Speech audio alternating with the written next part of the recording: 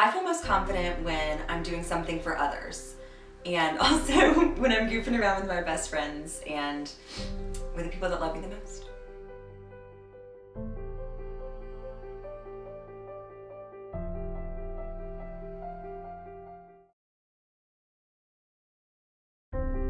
I feel most alive when I'm goofing around with my friends, and then when we go from laughing to talking about the meaning of life. In other words, just like what's going on in our lives. You know, the thing is, it's nothing ever really that is happening is perfect. I love hearing it all though, because it just reminds me of how human we all are, how everyone's path is different, and I love getting to see people grow. That's one of my favorite things to do, honestly, is just to watch people grow up and, you know, see how they evolve, because I think it's just so beautiful. Being alive to me means always giving your best, always trying the hardest that you can. Miss Hardy, a substitute choir teacher, once told me a story about, it's a true story actually, about water's boiling point. At 119 degrees, water is just warm, but at 120 degrees it boils, meaning the smallest difference you can give, like the last little ounce of energy that you're gonna put into something could make the difference between you being great and you being out of this world. Another person, another choir teacher, Dr. Rudolph, recently told us in our class, why would you ever do something not your best? And personally, I've really taken it to heart.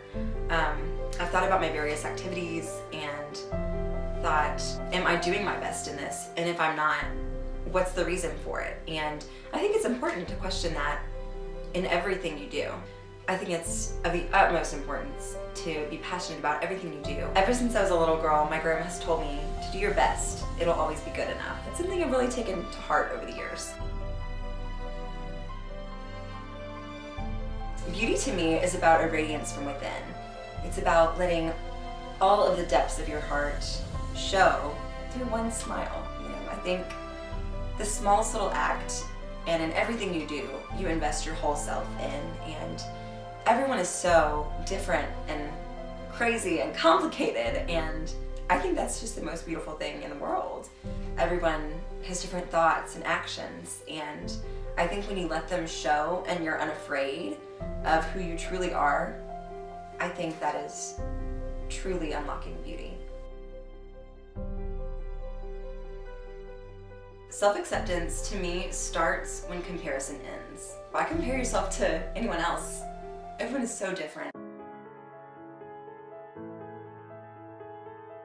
What I love most about myself is my compassion for others. I have this really big hole in my heart for people who either aren't as blessed as I am or are going through really rough things.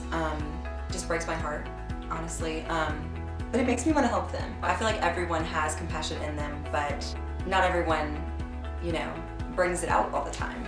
Being here and going through this process of Essere has shown me how different everyone thinks, and, you know, to hold my own opinion just as highly as I would someone else's, and to realize the importance of my own thoughts and ideas.